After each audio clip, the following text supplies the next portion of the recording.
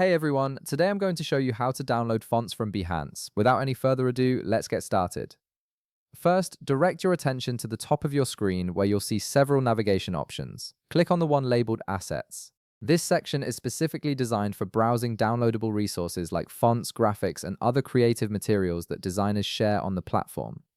Once you're in the Assets section, you'll notice a search bar at the top of the page. This is where you can look for specific fonts that match your project needs. For this example, let's search for legacy fonts. Type that into the search bar and hit enter. The page will then display various font options related to your search query, giving you plenty of choices to explore. Now browse through the search results and click on a font that catches your eye. This will take you to the font's dedicated page where you can see previews of the typeface, read details about its design, and learn more about what makes it unique. Take a moment to review the font to make sure it's exactly what you're looking for before proceeding with the download.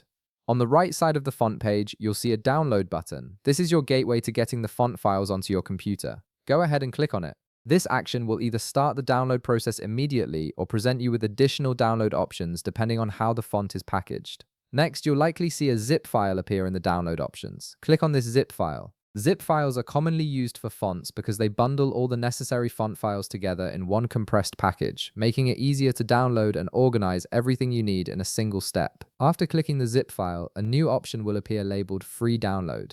Click on this button and the download will begin automatically. You'll typically see a download progress indicator either in your browser or in your downloads folder, and the process usually takes just a few seconds depending on the file size and your internet connection speed. And that's it. You've successfully downloaded a font from Behance. The font files are now saved on your computer and ready to be installed and used in your design projects. If this video helped you out, be sure to leave a like, subscribe, and I'll see you in the next one.